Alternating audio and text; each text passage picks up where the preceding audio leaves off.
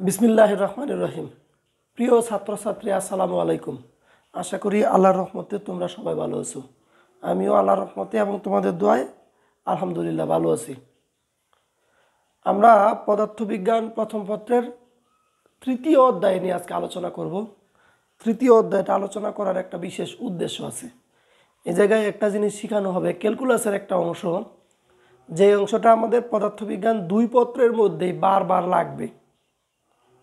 ক্যালকুলাসের একটা অংশ আমি দেখাবো এই অধ্যায়ে, যে অংশটা পদার্থবিজ্ঞান প্রথম পত্র এবং দ্বিতীয় পত্র 2 পত্রের মধ্যেই বারবার লাগবে। আমি যখন এটা বুঝাবো একটু জোর দিয়ে বোঝানোর চেষ্টা করব, যাতে করে তোমরা এই ছোট্ট একটা জিনিস ভালো করে বুঝে রাখতে পারো। এই ছোট্ট জিনিসটা বুঝে রাখলে 2 পত্রের মধ্যেই বিভিন্ন জায়গায় এটাকে তোমরা ব্যবহার করতে পারবা, মূলত ইন্টিগ্রেশনের অংশটা। ওকে, আমরা কথা না বাড়িয়ে ক্লাস শুরু করে দেই। আমরা পড়ব অধ্যায় 3। অধ্যায়ের নাম হচ্ছে গতিবিদ্যা। অধ্যায় 3, অধ্যায়ের নাম হচ্ছে গতিবিদ্যা। তাহলে প্রথমেই আমাদের যেটা জানতে হবে সেটা হলো স্থিতি, আর একটা হলো গতি। তো স্থিতি বা গতি ব্যাখ্যা করার জন্য প্রথমে জানা লাগে প্রসঙ্গ কাঠামো। প্রসঙ্গ কাঠামো কাকে বলে সেটা আমি ভেক্টরের মধ্যে আলোচনা করেছি। ভেক্টর থেকে প্রসঙ্গ কাঠামোর ধারণাটা তোমরা নিয়ে নিবা, তারপরে এই জায়গায় আসতে হবে। ওকে, স্থিতি কাকে বলে? পারিপার্শ্বিকের সাপেক্ষে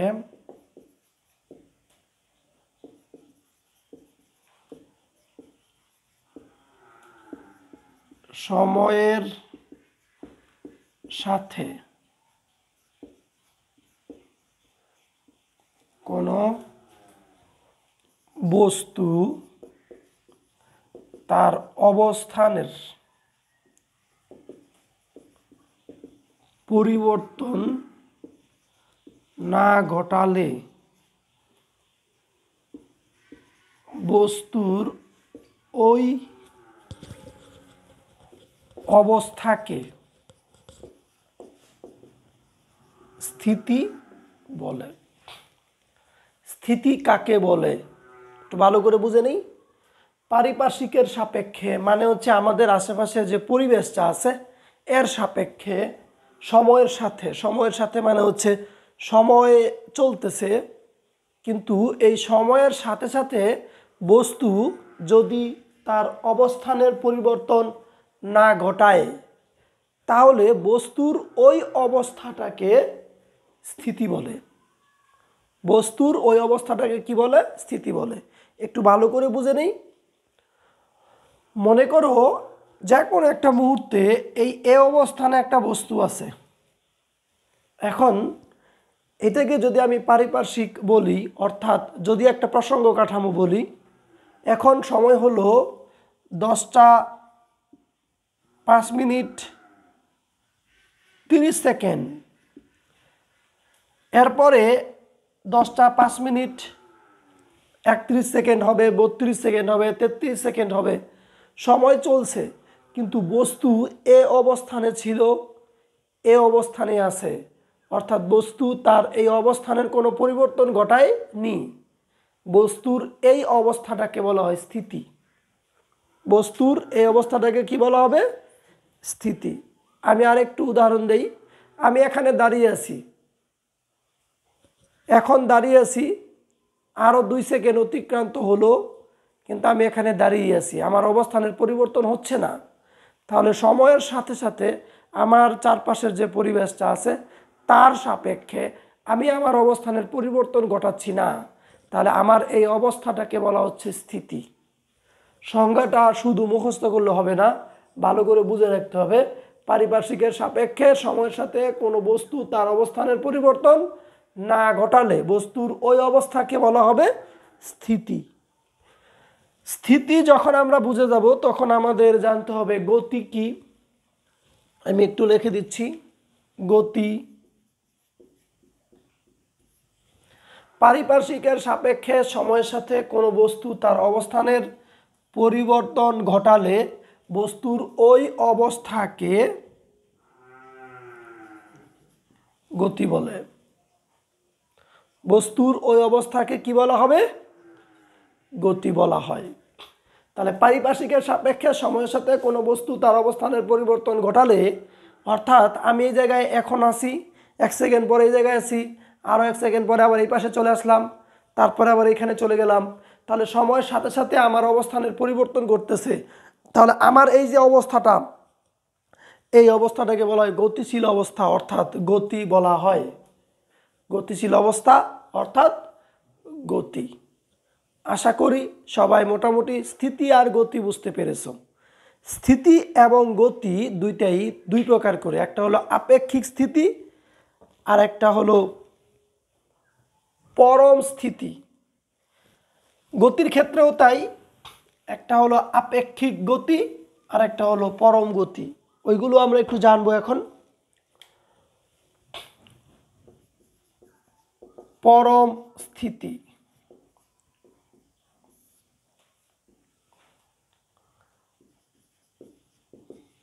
পরম স্থিতিশীল বা স্থির কোনো বস্তুর সাপেক্ষে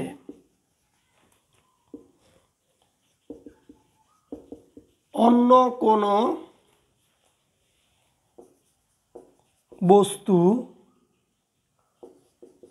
স্থির থাকলে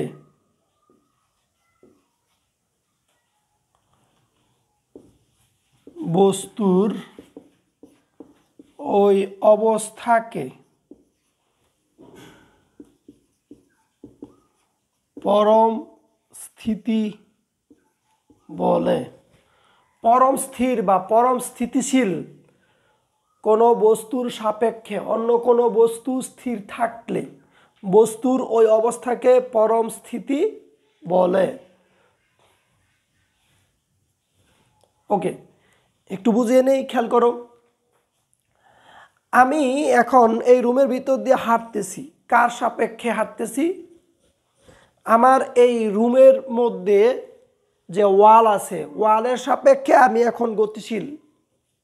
ওয়ালের সাপেক্ষে আমি এখন গতিশীল, এটাকে বলা হচ্ছে গতি। হ্যাঁ, বুঝেছিলাম। এবার আমি এখানে দাঁড়িয়ে আছি, আমি এই জায়গায় দাঁড়িয়েছি কার সাপেক্ষে? আমার এই রুমের মধ্যে যে ওয়াল আছে, এই ওয়ালের সাপেক্ষে আমি এখন স্থির। এখন এই ওয়ালটা পরম স্থির কোনো বস্তু কিনা, অর্থাৎ একেবারে স্থির কোনো বস্তু কিনা ওয়ালটা, সেটা আমাদের বুঝতে হবে। এখানে যেটা বলা হচ্ছে পরম স্থির বা পরম স্থিতিশীল কোনো বস্তুর সাপেক্ষে। পরম স্থির, পরম মানে হচ্ছে চিরন্তন, অর্থাৎ সব সময়ের জন্য। পরম মানে হচ্ছে চিরন্তন, অর্থাৎ সব সময়ের জন্য। এখন এই ওয়ালটা সব সময়ের জন্য স্থির কিনা? হ্যাঁ, তোমরা উত্তর দিবা অবশ্যই, মানে অবশ্যই এই ওয়ালটা স্থির স্যার। কেন?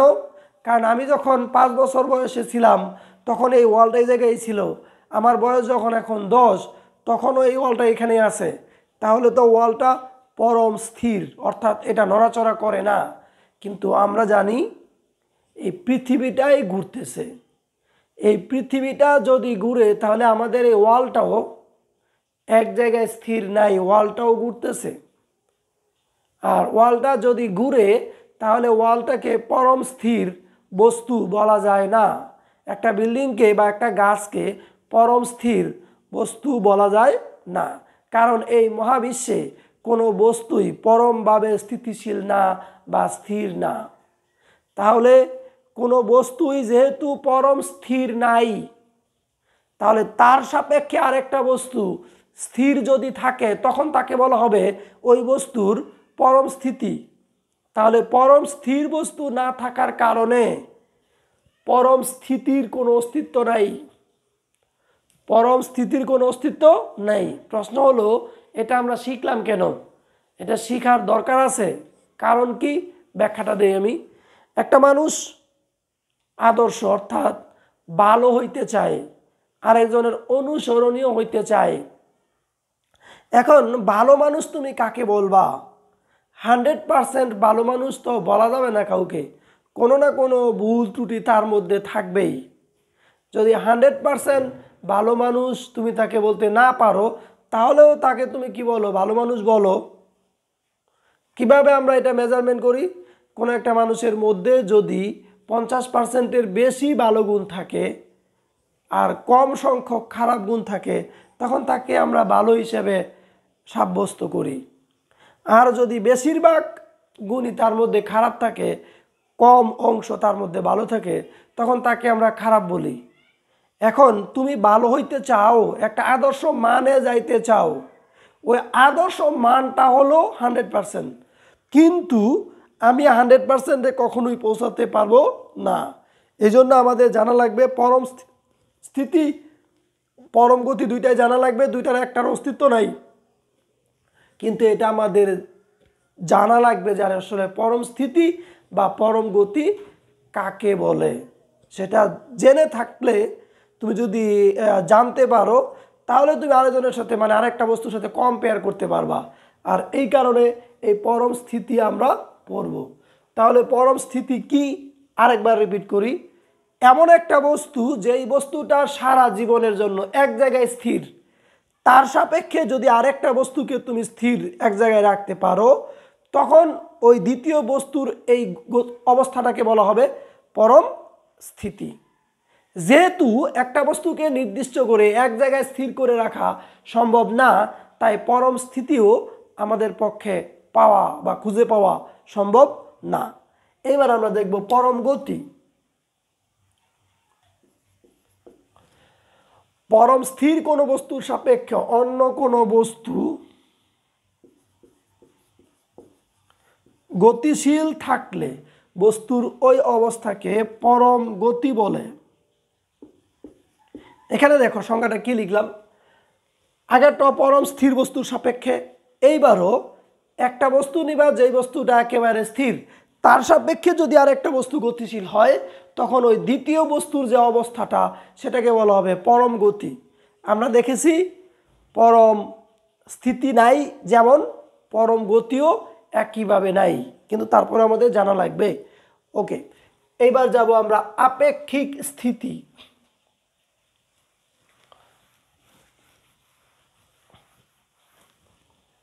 সংজ্ঞাগুলো সহজ। আপেক্ষিক স্থিতি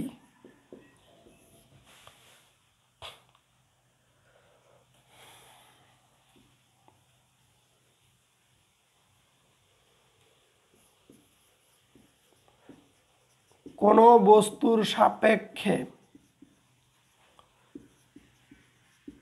অন্য একটি বস্তু স্থির থাকলে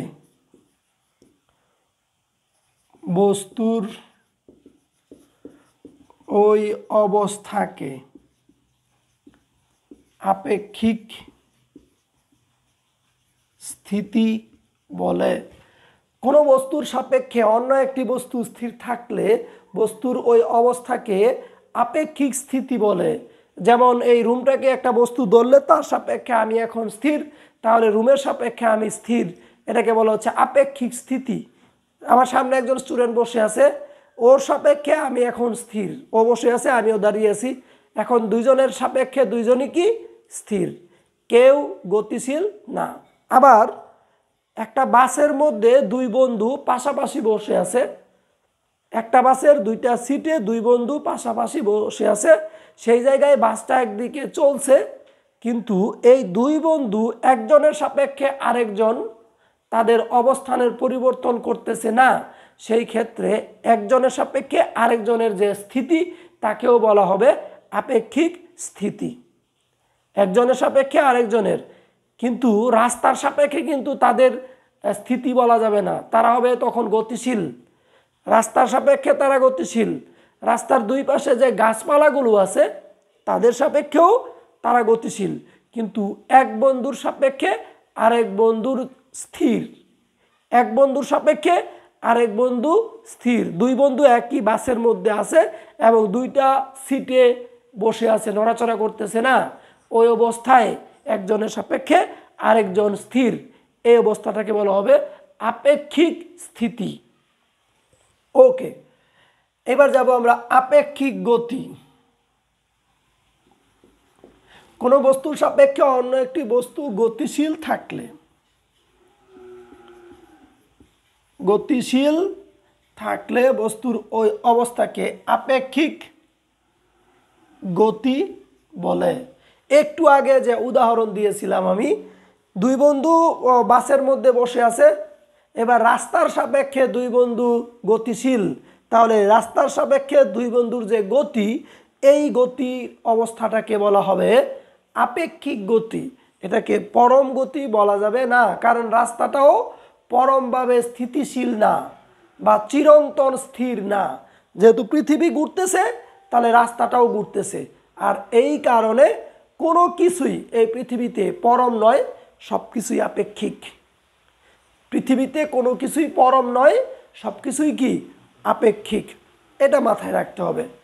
আমি আশা করি তোমরা চারটা সংজ্ঞা মোটামুটি বুঝতে পেরেছো।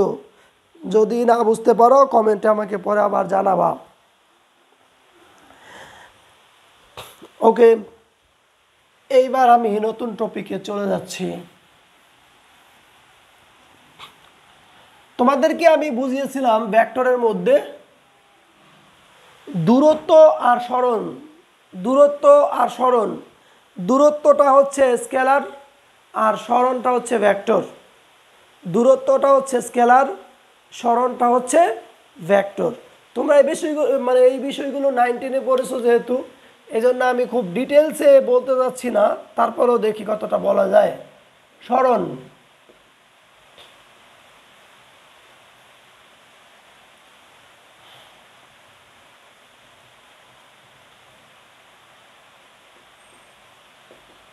পারিপার্শ্বিকের সাপেক্ষে সময়ের সাথে নির্দিষ্ট দিকে,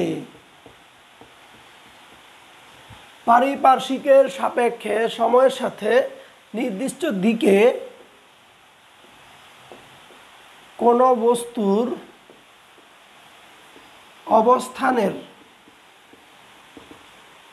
পরিবর্তনকে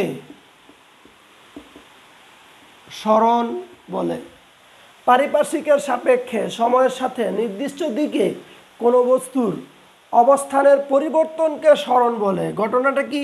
মনে করো এ অবস্থানে একটা বস্তু আছে, টি সময় পরে বস্তুটা বি অবস্থানে চলে গেল, তাহলে এ অবস্থান থেকে টি সময় পরে বস্তুটা বি অবস্থানে চলে গেল, আর এ অবস্থান থেকে বি অবস্থানে যাওয়ার সময় সে নির্দিষ্ট দিকে গেল, নির্দিষ্ট দিকে গেল, এ থেকে বি এর দিকে। সে কিন্তু তার দিকের পরিবর্তন ঘটায়নি। যদি দিকের পরিবর্তন ঘটায় তাহলে সেই জায়গায় দিক নির্দিষ্ট থাকে না। যেহেতু এই জায়গায় দিকের পরিবর্তন ঘটায়নি, তাহলে এখান থেকে এই পর্যন্ত এটাকে বলা হবে সরণ, এস। সরণকে আমরা এস দিয়ে প্রকাশ করি, ডি দিয়েও প্রকাশ করতে পারি। তাহলে পারিপার্শ্বিকের সাপেক্ষে সময়ের সাথে নির্দিষ্ট দিকে কোনো বস্তুর অবস্থানের পরিবর্তনকে সরণ বলে।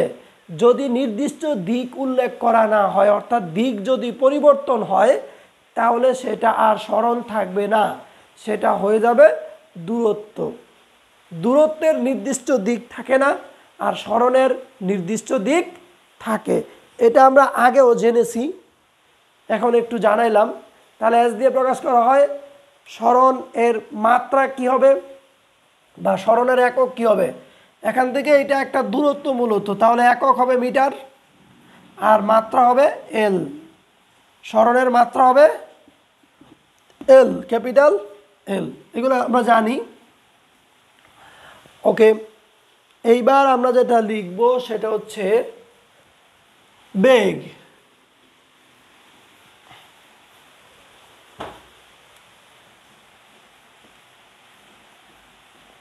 সহজ সংজ্ঞা, সরণের হারকে বেগ বলে। এই জায়গায় আবার একটা জিনিস উল্লেখ করতে হবে, সময়ের সাপেক্ষে সরণের হারকে বেগ বলে। তাহলে তোমরা এই জায়গায় লিখে নিতে পারো, এই জায়গায়, তাহলে আর কোনো ঝামেলা থাকবে না। সময়ের সাপেক্ষে, ওকে বলে দিচ্ছি, সময়ের সাপেক্ষে সরণের হারকে বেগ বলে। হার বললেই সময় দিয়ে ভাগ বুঝায়, হার বললেই সময় দিয়ে ভাগ বুঝায় সাধারণত, কিন্তু এই হারটা সময় ছাড়া অন্য কিছুর সাপেক্ষেও হতে পারে। এই হারটা সময় ছাড়া অন্য কিছুর সাপেক্ষেও হতে পারে। যেহেতু অন্য কিছুর সাপেক্ষে হতে পারে, এই জন্য আমরা লিখে দিলাম সময়ের সাপেক্ষে সরণের হারকে বেগ বলে। বেগ তোমরা জানো, বেগ v = s/t।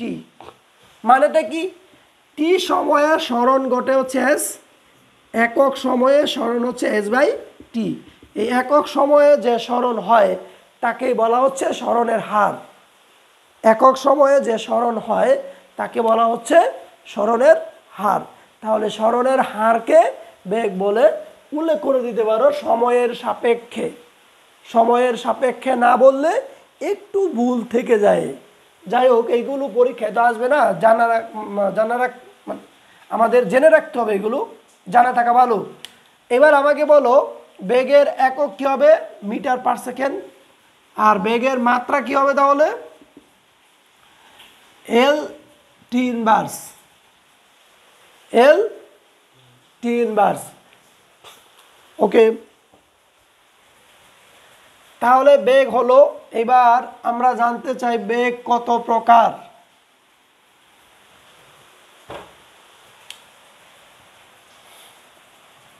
এক নাম্বার আছে সমবেগ, সমবেগ। তারপরে আছে অসমবেগ,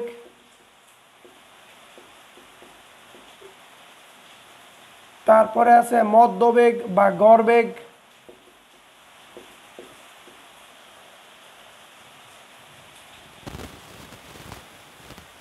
সমবেগ, অসমবেগ, মধ্যবেগ বা গড়বেগ, এই বেগগুলো আমরা জানি। ওকে, সমবেগ কাকে বলে? যদি কোনো বস্তু নির্দিষ্ট দিকে সমান সময়ে সমান সরণ ঘটায় তাহলে তাকে বলা হবে সমবেগ। যদি কোনো বস্তু নির্দিষ্ট দিকে সমান সময়ে সমান সরণ ঘটায় তাহলে ওই বস্তুর বেগকে বলা হবে সমবেগ। আর যদি সমান সময়ে সমান সরণ না ঘটায় তাহলে তাকে কি বলা হবে? অসমবেগ। এবার গড়বেগ কাকে বলে? যতগুলো বেগ থাকবে সবগুলো বেগের যোগফল ডিভাইডেড বাই বেগের সংখ্যা, গড়বেগের মানে রাশিমালা বের হয়ে যাবে। যদি তুমি দুইটা বেগ নাও, 19-এ যেটা পড়েছে এরকম, যদি তুমি দুইটা বেগ নাও u+v/2 এভাবে করবা। যদি তিনটা নাও, তিনটা যোগ করে 3 দিয়ে ভাগ করবা। চারটা নিলে 4টা যোগ করে 4 দিয়ে ভাগ করবা। এইভাবেই গড়বেগ পাওয়া যায়। এইটা কখন প্রযোজ্য? এটার ক্ষেত্রে মনে রাখতে হবে, এইটা প্রযোজ্য হলো সমত্বরণের ক্ষেত্রে। সমত্বরণের ক্ষেত্রে, সমত্বরণের ক্ষেত্রে, সমত্বরণ অথবা সমমন্দন দুইটাই হইতে পারে। তাহলে আমি লিখে দিলাম এটা হলো সমত্বরণের ক্ষেত্রে। আরেকটা গড়বেগ আছে, সেই গড়বেগটা আমাদের জানা লাগবে, s/t। এখানে এসটা কি? এসটা হলো মোট অতিক্রান্ত দূরত্ব, মোট অতিক্রান্ত দূরত্ব। আর টিটা হলো মোট সময়।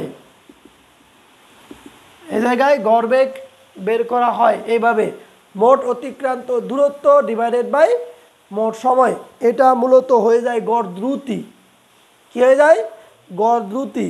এটা আমি বলেছি সমত্বরণের ক্ষেত্রে প্রযোজ্য। আর এইটা সমত্বরণ অসমত্বরণ সবার ক্ষেত্রে প্রযোজ্য। এটার কোনো নির্দিষ্ট বাউন্ডেন্স নেই। এটা কখন কিভাবে হয় আমি একটা উদাহরণ দেই তোমাদের। উদাহরণটা দেখো, বুঝতে পারো কিনা। মনে করো তুমি ঢাকা থেকে, তোমার বাড়ি হচ্ছে ধরে নিলাম রাজশাহী, তোমাদের বাড়ি। তো ঢাকা থেকে রাজশাহী যাওয়ার জন্য তুমি যাইতে পারো ট্রেনে, আবার যাইতে পারো বাই রোড, যেভাবেই যাও। তুমি বাসা থেকে যখন বের হলা তখন সময় হলো সকাল 10টা 30 মিনিট, সকাল 10টা 30 মিনিট। আর তুমি যখন তোমার রাজশাহীর বাড়িতে গিয়ে পৌঁছালা তখন সময় হলো বিকাল 5টা 30 মিনিট। তাহলে সকাল 10টা 30 মিনিট থেকে যাত্রা শুরু, তুমি গিয়ে পৌঁছাইলা বিকাল, এটা হলো এম, 5টা 30 মিনিটে, এটা হলো পিএম। তাহলে কয় ঘন্টা সময় লাগলো? 2 ঘন্টা, 5 ঘন্টা, 7 ঘন্টা সময় লাগলো। টোটাল টাইম 7 ঘন্টা। T is equal to 7 hour, T is equal to 7 hour. এইবার তোমার যাত্রা পথটা একটু দেখো। তুমি বাসা থেকে বের হয়েছো, হেঁটে হেঁটে রোড পর্যন্ত আসছো, সেই সময় তোমার একটা ব্যাগ ছিল। আবার রোডের মধ্যে এসে কতক্ষণ দাঁড়াইছিল একটা রিক্সার জন্য। তুমি যাবা কমলাপুর রেল স্টেশনে অথবা একটা সিএনজির জন্য, ওইখানে দাঁড়াইছিলা, ওইখানে তোমার ব্যাগ ছিল 0। এবার তুমি সিএনজিতে বা রিক্সায় উঠলা, রিক্সা চলতেছে বা সিএনজি চলতেছে, তখন সিএনজির একটা ব্যাগ আছে। আবার যে জায়গায় গিয়ে নামলা, সেই জায়গায় গিয়ে দাঁড়াইছিলা, সেই সময় ব্যাগের মান 0। আবার তুমি ট্রেনে উঠলা, ট্রেনে উঠে কতক্ষণ বসে থাকলা, তখনও ব্যাগের মান 0। ট্রেন আবার চললো, জায়গায় জায়গায় গিয়ে দাঁড়াইলো, এইভাবে গিয়ে আবার একটা স্টেশনে গিয়ে নামিয়ে দিল তোমাকে, ওইখান থেকে আবার রিক্সা নিয়ে বাড়ি গেলা। তাহলে রাস্তার মধ্যে অনেক ঘটনা ঘটেছে, সেগুলো আমরা দেখব না, আমরা দেখব টোটাল টাইম এত। এইবার তোমার টোটাল দূরত্ব কত, এইবার তোমাদের জানতে হবে টোটাল দূরত্ব কত। ধরে নিলাম এসের মান 250 কিলোমিটার, তাহলে এসের মান 250 আর টি এর মান 7, এইখানে বসিয়ে দিলে যেই বেগটা বের হবে ওইটাকেও বলা হয় গড়বেগ, ওটাকেও বলা হয় গড়বেগ, গড় দ্রুতি বলতে পারো। ওকে, তাহলে সমবেগ শিখলাম, অসমবেগ শিখলাম, গড়বেগ শিখলাম।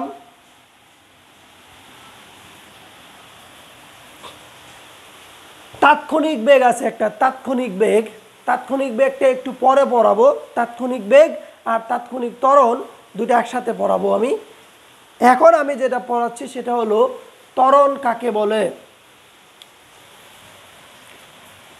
ত্বরণ, এই বিষয়গুলো তোমরা জানো। সময়ের সাপেক্ষে কোনো বস্তুর বেগের পরিবর্তনের হারকে ত্বরণ বলে। সময়ের সাপেক্ষে কোনো বস্তুর বেগের পরিবর্তনের হারকে ত্বরণ বলে। তোমরা সবাই জানো এটা হচ্ছে এমন, ত্বরণ a = v - u/t, তোমরা এটাই জানো, a = v - u/t। আমরা এই অধ্যায়ে ইউ এর পরিবর্তে বসাবো v0, ইউ এর পরিবর্তে বসাবো v0। এই অধ্যায়ে এসে 9 10 তোমরা ইউ শিখেছো, ইউ বসাইলেও কোনো অসুবিধা নাই আসলে। তো v0 কেন, v0 দিয়ে কী বোঝায় সেটা একটু দেখে নেই। আসলে v0 আর ইউ এর মধ্যে পার্থক্যটা কোন জায়গায়, এইগুলো আসলে আমাদের এক একটা প্র্যাকটিক্যালের সমীকরণ আর কি। যদি আমরা বাস্তবে এই প্র্যাকটিক্যালগুলো করতাম তাহলে আমাদের এইটা হয়তো আদি বেগ, এটা হয়তো শেষ বেগ, এটা হলো সময়, আর এটা হলো টি বা সময় টি, আর এটা হলো ত্বরণ। এইগুলো হচ্ছে আমরা যদি প্র্যাকটিক্যাল করি তাহলে এইগুলো লাগবে। এখন ফিজিক্স যখন পড়বো তখন প্র্যাকটিক্যালি পড়া উচিত। যদি মুখস্থ টাইপের পড়ো তাহলে তুমি ঝামেলাই থাকবে সারা জীবন, ঝামেলার শেষ হবে না, পরীক্ষার আগ পর্যন্ত তোমার কোনো ঝামেলা শেষ নেই। আর যদি বুঝো তাহলে দেখবে ফিজিক্সটা সহজ। তাহলে প্র্যাকটিক্যালটা কীরকম, মনে করো এটা একটা রাস্তা, এই রাস্তার মধ্যে আমরা একটা এক্সপেরিমেন্ট চালাবো। এই জায়গায় একটা দাগ দিলাম, এই জায়গায় একটা দাগ দিলাম, মাঝের দূরত্ব হলো 5 মিটার। তাহলে এটা হলো এস, সরণ এস। এইবার এইটা দাগের ভিতরে যখন একটা গাড়ি ঢুকলো, সেই মুহূর্তে গাড়ির ড্রাইভারের পাশে যদি তুমি বসা থাকো তাহলে সেই মুহূর্তে গাড়ির ভিতরে তুমি মিটারের মধ্যে দেখতে পাবা, স্পিডোমিটারের মধ্যে, যে গাড়ির স্পিডটা কত। সেই মুহূর্তে যেই বেগ তাকে আমরা যদি ভি বলি, সেই মুহূর্তে যে সময় সেটা হলো টি ইজিক্যাল টু 0। ভি মানে ভেলোসিটি, তাহলে ভেলোসিটি হলো ভি। এইবার যখন এখান থেকে গাড়িটা বের হয়ে গেল সেই মুহূর্তে সময় টি, টি ইজিক্যাল টু টি, আর সেই মুহূর্তে বেগের মান ভি। তাহলে দুইটাই ভেলোসিটি, দুইটা ভেলোসিটির মধ্যে পার্থক্য কোথায়? এটা হলো শুরুর ভেলোসিটি আর এটা হলো শেষের ভেলোসিটি। তাহলে শুরুতে সময় কত? 0, এই কারণে এখানে দিয়ে বুঝাবো 0। তার মানে কি 0 সময়ে বেগ, 0 সময়ে বেগ। তাহলে এটাকে কি লেখা যায়? ভিটি। এটার মানে হচ্ছে টি সময়ে বেগ। যখন সময় টি তখন বেগ হলো ভিটি, আর যখন সময় 0 তখন বেগ হলো ভি 0। এইটাকে পরে লেখা হলো শুধু ভি। তাহলে এটা দিয়ে বোঝায় শেষ বেগ, আর ভি নট দিয়ে বোঝায় আদি বেগ। আদি বেগ মানে হচ্ছে শুরুতে বেগ, আদি মানে শুরু, আদি মানে শুরু, শুরুতে বেগ হচ্ছে ভি নট, আর একেবারে লাস্টে গিয়ে বেগ হচ্ছে ভি। আশা করি ভি নট কেন ব্যবহার করি সেটা বোঝাতে পেরেছি। এই জায়গায় আদি বেগ ভি নট, শেষ বেগ ভি। তাহলে এখান থেকে এখানে যেতে সময় লাগছে টি, টি সময়ে বেগের পরিবর্তন হচ্ছে ভি মাইনাস ভি নট। একক সময় বেগের পরিবর্তন V minus V naught divided by T, এটা হচ্ছে এ। তাহলে এটা হলো ত্বরণের সমীকরণ। লেখা যায় A is equal to V minus V naught divided by টি।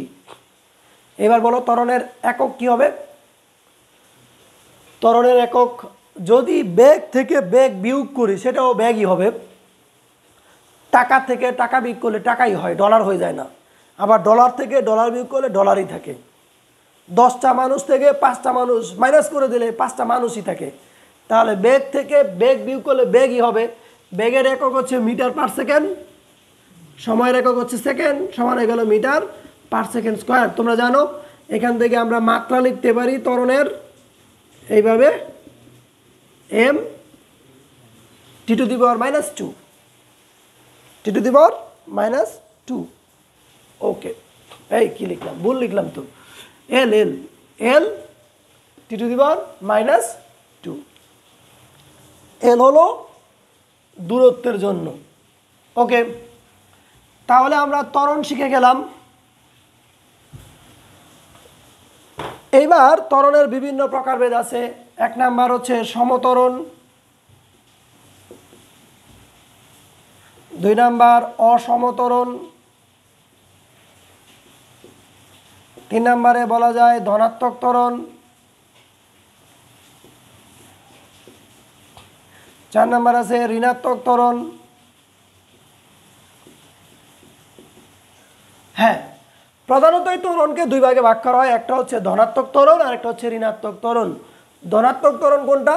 যদি বেগ বৃদ্ধির হারটা ধনাত্মক হয়, বেগ বৃদ্ধির হার ধনাত্মক, যদি বেগ বৃদ্ধি পায়, যদি বেগ বৃদ্ধি পায় ধনাত্মক ত্বরণ, আর যদি বেগ হ্রাস পায় তাহলে ঋণাত্মক ত্বরণ। এই সংজ্ঞার মধ্যে কিন্তু আমরা দুইটাই একসাথে নিয়েছি। পরিবর্তন 2 ধরনের হয়, একটা বৃদ্ধি পেতে পারে আর একটা হ্রাস পেতে পারে। একটা বৃদ্ধি পেতে পারে আর একটা হলো হ্রাস পেতে পারে। যদি বৃদ্ধি পায় তাহলে হবে ধনাত্মক ত্বরণ, আর যদি হ্রাস পায় তাহলে হবে ঋণাত্মক ত্বরণ। ঋণাত্মক ত্বরণের আরেকটা নাম হচ্ছে মন্দন। ঋণাত্মক ত্বরণের একটা নাম কি? মন্দন। তোমরা জানো, তারপরে বলে দিচ্ছি। সমত্বরণ আর অসমত্বরণ। যদি বেগ বৃদ্ধির হার সবসময় সমান পরিমাণ থাকে তাহলে তাকে বলা হবে সমত্বরণ। আর যদি বেগ বৃদ্ধির হার সবসময় সমান না হয় তাহলে তাকে বলা হবে অসমত্বরণ। এগুলো জানি। এখন আমি যেটা বুঝাবো সেটা হলো তাৎক্ষণিক বেগ আর তাৎক্ষণিক ত্বরণ। এখান থেকেই মূলত আমাদের এই অধ্যায়টা শুরু হবে। তাৎক্ষণিক বেগ আর তাৎক্ষণিক ত্বরণ।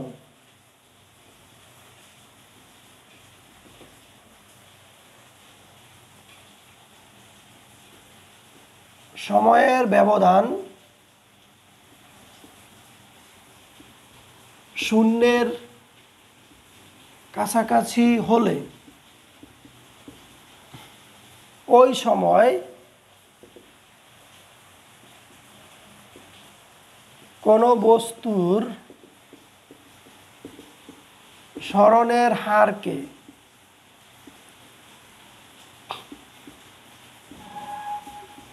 তাৎক্ষণিক বেগ বলে। দড়ি ডেলটি ক্ষুদ্র সময়ে বস্তুর ডেলএস সরণ ঘটে।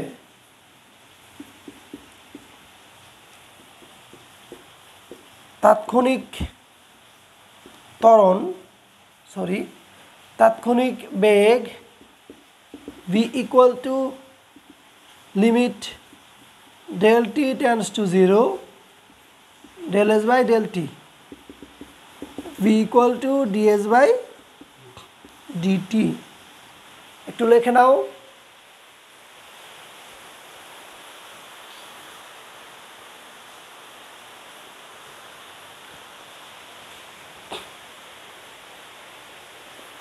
আমার মনে হয় তোমাদের অতিরিক্ত সময় দেওয়ার কোনো দরকার নাই, কারণ তোমরা ভিডিও স্টপ করেও লিখতে পারবে। আমি বলে দেই, তাৎক্ষণিক বেগ সময়ের ব্যবধান শূন্যের কাছাকাছি হলে ওই সময়ে কোনো বস্তুর সরণের হারকে তাৎক্ষণিক বেগ বলে।